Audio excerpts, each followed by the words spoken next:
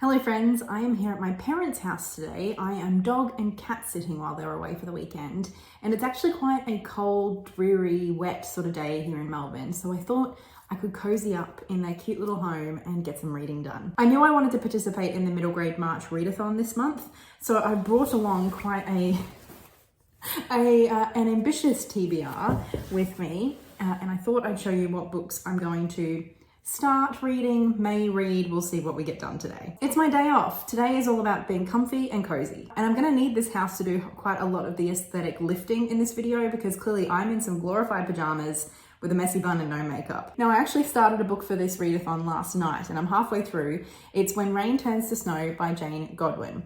Now this book I actually picked up at work based on the recommendation of my favorite customer. I've only been in this job I don't know, 4 or 5 months now, and I already have a favorite. Her name is Mina. I think she's about 11 years old, and she loves sort of realistic, hard-hitting, emotional, middle grade that doesn't speak down to readers. And this is one of her favorite books, and she absolutely sold me on it. Our protagonist is 14-year-old Lissa, and she lives at home with her mum and her older brother. She does have friends, but her best friend has just moved across the country, so she's feeling a little bit isolated. And then one day when she's home alone, sort of after school, but before her brother and her mum get home, there's a boy on her porch. He's about the same age she is, but he's holding a baby. He's wet, he's cold, and he's run away from home. And he says that he was adopted and he thinks Lissa's mum might be his mum too. It's a beautiful and timely coming of age story about finding out who you are in the face of crisis and change. And I do quite like it so far, but I will say that this cover feels a little bit young for what this book is.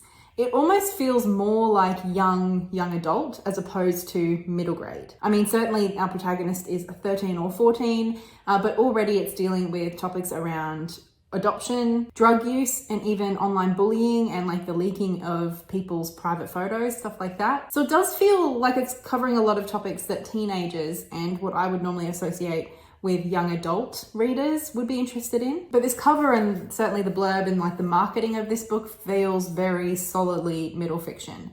So that's already sort of an interesting thing. I was not quite expecting the tone and the content that I'm getting in here, but it's really well written. It's really engaging. Like I said, Mia doesn't like books that sort of like speak down to the reader, and this certainly does not. And the characters are just really compelling too. Lissa's really interesting, and I really like seeing how while she's also trying to figure out what's going on with this boy and this baby, she's also just dealing with regular school life, friend stuff as well. Like the small life stuff doesn't just stop because a big thing has happened. And I think this book is really capturing that quite well too. As well as just like young people trying to figure out crises on their own and how sort of messy and tricky that all is. It's a really engaging read. So far, a great recommendation from Mia. Then let's have a look in my Hobie bag here to see what else I brought along with me. Now, I'm only here for the day really, so I'm not getting through all of these, but I wanted to have a bit of variety, some options. I couldn't choose. I have brought along volume 2 of Fruits Basket. I am obsessed with Fruits Basket, in case you missed it in my latest reading vlog when I was reading a bunch of manga.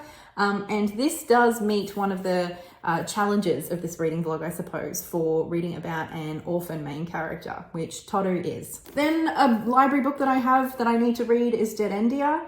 This is a graphic novel. It is aimed at sort of like 12 plus, so it sort of straddles that line between middle fiction and YA, but I think as YA sort of skews older and older and older, this feels more and more middle fiction, if that makes sense. And I have heard some people even starting to refer to middle fiction as being 8 to 14 instead of 8 to 12, that sort of age range. And I think that's very reflective of the fact that YA is feeling much more like older teen, even young adult in terms of like age range, more like 16 plus as opposed to 13 plus, which it once was. Anyway, this is something I've had from the library for a little bit. I need to return it, so I figured I might try and get around to this today as well. Then a book that I've been very excited to read, especially since I watched Ashley from the Bookish Realms. I think it was like her wrap up of her favorite books of 2021. She raved about this book and it sounds incredible. So this is one that I'm very excited to get to. Then I have a proof of Mina and the Whole Wide World. This actually looks like it's poetry, so it should be a pretty quick read. Mina wants her own bedroom more than anything else in the whole wide world, and it's almost ready. Just one more lick of sunny yellow paint and it's hers. But when Mina's parents take in an unexpected guest, they give her room away. At first, Mina is too upset to speak. She doesn't care that this new kid, Azumi, needs a place to stay. Told in candid verse, here is a story about finding friendship where you least expect it and making room for everyone across this big, wide world. So I think this sits a little bit on the younger side of middle fiction, certainly younger than When Rain Turns to Snow, for example, but it does seem really sweet and I'm excited about this one. And then another book written in verse actually is Inside Out and Back Again. And this I think is about a 10-year-old girl who has to flee Vietnam during the Vietnam War with her family. And they end up living in Alabama. This moving story of one girl's year of change, dreams, grief, and healing as she journeys from one country to another, one life to the next. This one just sounded incredible when I saw it on the shelf. I was putting it away and I just could not bring it home with me. And then another graphic novel that I picked up a little while ago that I haven't gotten around to yet, and this feels like the perfect excuse, is Allergic. This I picked up mostly because it feels like it was probably written about someone just like me, as someone who is very allergic to a lot of different things. I mean, I'm currently going through a 3-year course of getting injections every month for dog dander and grass pollen. My allergies are pretty severe and they do impact my life quite a lot. And I'm allergic to cats. I'm allergic to pretty much all animals, but dogs in particular, I'm very allergic to. And it's always been one of the things that breaks my heart more than any other, because I am absolutely a dog person. I'm an animal person in general, but I especially love dogs. And it seems like this character does too. All Maggie really wants is a puppy. At home, Maggie is the odd one out. Her parents are preoccupied with getting ready for their new baby, and her younger brothers are twins and always in their own world. Maggie loves animals and thinks a new puppy to call her own is the answer. But when she goes to select one on her birthday, she breaks out in hives and rashes. She's severely allergic to anything with fur. So I think a book 10-year-old me would very much have identified with, and probably still will at 31. And yes, I am dog and cat sitting, even though I am very allergic to both. I talk to them and I sort of sit with them, but I can't play with them. And even that does get me sneezing by the end of the day. I have had an awful lot of antihistamines to get me through the day, but even then I still won't be able to pat and hug them in the way that I would love to. So as I said, fairly ambitious for one day, but we'll just see what we get through, what we get to, and what happens. Hi, how are you? Hello. Hi. Hey, you can do it. Hey, baby. Hello. Oh, it's good to see you both. Hello. Oh, there's your toy, Henry. Hello.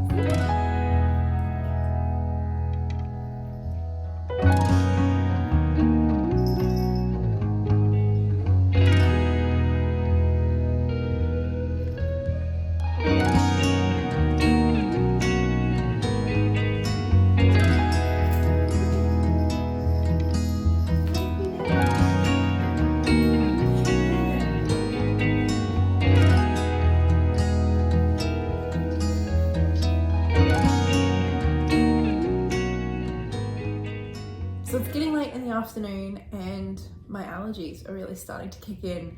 I told myself I wasn't going to let the animals inside, And then I did. And then I told myself I wasn't going to let them come and lay on the couch with me. And then I did. I can't help it.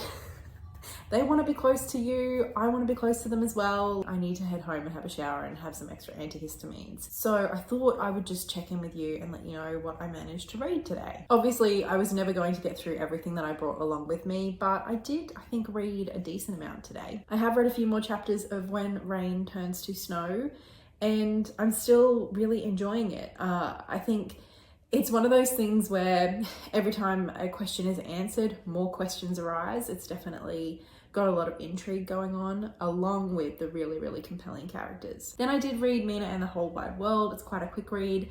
As I thought, it is much more sort of like on the younger side of middle fiction than, for example, When Rain Turns to Snow. And then, of course, being in verse, it's just, you know, there's just fewer words, so it reads quicker. And plus, there are actually some really beautiful illustrations in here as well. This is quite a sweet story. It's basically following our protagonist, Mina, who is really excited that she is getting her own room. Like, her parents are painting up the spare room and she's going to be getting her own room away from her little brother. But just before she can move in, her parents basically take in a young boy, and so he gets to have what was going to be Mina's room. And she's obviously not too happy about this at first, but she is sort of quite upset, and to the point where she doesn't even bother to get to know this young boy. She doesn't really care about his backstory. But then he sort of has to come to school with her, and he's there for a few weeks, and over time she learns that he and his mother are refugees from Afghanistan. His father died. We don't really know much about his history, but at the moment they're living in Melbourne, but his mother is really unwell. She's in the hospital, and so Azami needed somewhere to stay, and so he's staying with Mina's family. Azami is a very quiet, shy boy. He really keeps to himself, but he loves to draw, and he draws a lot about like what he remembers from Afghanistan and his experience as a refugee. And Mina slowly learns to appreciate just how important it was that her family was able to offer a room to this boy who needed a home for a short time. And she also learns that sometimes doing the right thing, doing the good thing, means that sometimes we have to sacrifice a little bit ourselves. This is really sweet, and it did make me tear up a few times, and I think it's certainly something that's valuable for young people to be exposed to. Yeah, Heidi. One thing I didn't love so much, although I do understand the choices made in the storytelling, was how Azami was really just sort of getting bullied, both by Mina, but then also the kids at school. And the teacher sort of thinks that maybe if Azami tells his story to the class, that they will be more accepting and understanding of him. And in the end, he sort of does do that, but through his drawings, which is a really beautiful way of, I think, you know, him sort of taking ownership of his own story. But it also was just sort of like, it kind of sucked that this kid had to put on display like elements of his own traumatic past just so that a bunch of kids would not pick on him. So it's a message of compassion and kindness and acceptance. But yeah, it did just sort of suck that that message had to come through the lens of a young boy putting on display his trauma for everybody else to have a character growth experience, if that makes sense. One cool thing about this though is because it's written in verse and it's really quite light and easy in terms of the language that's chosen, and it is a very quick read and it still does have those illustrations. I think it would be quite an accessible read for a lot of younger people, even those who maybe are a bit intimidated by larger novels. Then I did try to read DeadEndia. But I only got like a handful of pages in. I just wasn't clicking with this. I was sort of struggling to sink into the flow and the dialogue. Some writing, some narrative choices, some ways of telling stories just don't always click with all of us, do they? And it's not always easy to put your finger on exactly what it is that's not working. But for me, I don't know, I couldn't follow this. I wasn't engaged, interested. I don't know what it is. I just wasn't following, really, I guess. And this is a library book that is due back, so I don't think I'll be retrying anytime soon. I did also read Allergic, and it's ironic how many times I sneezed with the dog sitting next to me while I was reading this. And this actually is really, really close to home for me. Like just how allergic Maggie is to pretty much every animal with feathers or fur, even getting the test on her arms, which I remember getting as a kid. And then she gets recommended to get allergy shots, she calls them, which I am currently getting. Basically, Maggie just really wants a dog. And on her birthday, after years of begging for a dog, her parents take her to pick out a puppy. And she falls in love with one, she picks it up and she just breaks out in hives. And so then she goes through the process of figuring out that she's quite severely allergic to all animals. And so then she tries to come up with ideas for different animals she can get. Like she tries to get a fish, but it dies very quickly. She gets a lizard, but her brother likes it more. And then she just sort of gives up on the idea of having a pet until her neighbor, who is her new best friend, suggests that they like secretly buy a mouse because mice are so tiny. She couldn't possibly have a terrible allergic reaction to such a tiny little creature, could she? And of course she has an allergic reaction. And to top it off, the mouse was pregnant and has 12 babies. So now there's 13 opportunities for her to have terrible allergic reactions. In the meantime, Maggie's mum is pregnant with her 4th child, so her family's expanding, and obviously there's lots of different feelings and emotions around that. And Maggie also has to go to a new school. So there's also just lots of life stuff going on, but I did ultimately find this very sweet and for me personally, very relatable. And then I have just started the 2nd volume of Fruits Basket. I have watched some of the anime and I have watched the anime that covers, I think, most of this volume, so I already know what's going to happen. But it is fun to read the manga as well. So today I finished 2 books, Allergic and Mina and the Whole Wide World. I've read but have not yet finished When Rain Turns to Snow and Volume 2 of Fruits Basket. I started but DNF'd DeadEndia. And then I did not get around to these 2 just yet, but they are still very high up on my list of priorities for my TBR this month, so I'm sure I will get to them quite soon. But anyway, thanks for keeping me company during this cozy little reading vlog at my parents' house while I was cat and dog sitting and sneezing. So much sneezing. I'm going to pack up and head home before the weather gets too much worse and my allergies get too much worse. That does mean kicking these guys out though, and they look so cozy. Who's gonna break it to them? I don't want to. You comfy there, Henry?